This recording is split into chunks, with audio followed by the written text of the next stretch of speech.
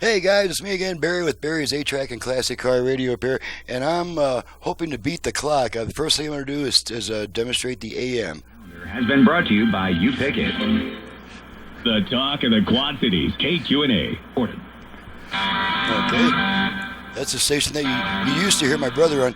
Okay, so now I'll proceed with the rest of the presentation here. Okay, this radio comes from Mike in Habertown, Pennsylvania. It's out of a 1957 Chevy Blazer. Of course, it's an AM-only radio. It is now an AM/FM radio with the Bluetooth, USB functions, and aux input. So now that we've while we've got it on talk radio, let's go ahead and demonstrate the balance and fader functions.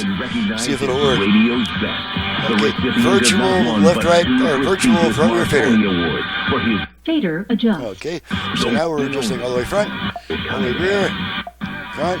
Billy Cunningham, the great American, on this Father's Day night. Welcome.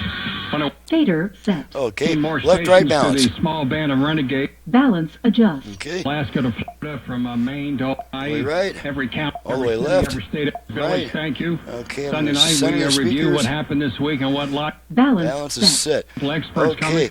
Now, what one interesting thing about this radio, and we don't need the meters anymore. Radio has a reverse dial. This is a low frequency and this is the high frequency end. That should be good for the sanity. Okay, now let's go ahead and put the Bluetooth in the pairing mode. Make sure that works. Bluetooth ready to pair. Okay, so the unit is now trying to pair with a portable audio device. And of course, I don't do all that on the video. Just make sure it goes into pairing mode, indicating that it's working properly. Let's plug the USB stick. Make sure we get some music out of the USB. Experiences and encouraging you to reach out to.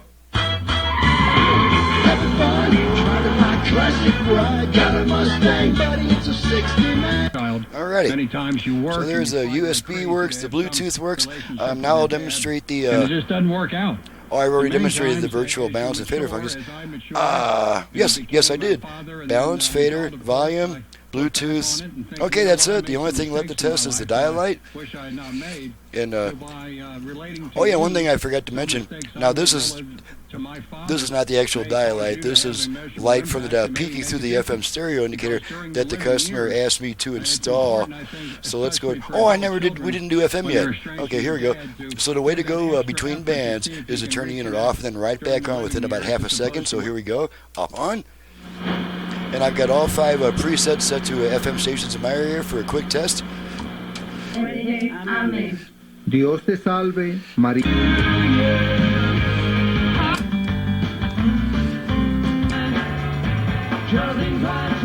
It's the experience.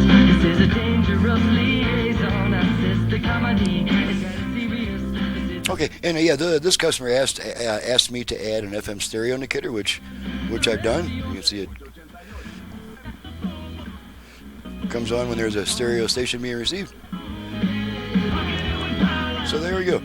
On the AM mode, it does bleed through a little bit. When I put the dial light on, you can see just a touch of that LED. The dial lamp is shining through the LED basically. So let's go back to FM just for fun. Now we're back on FM.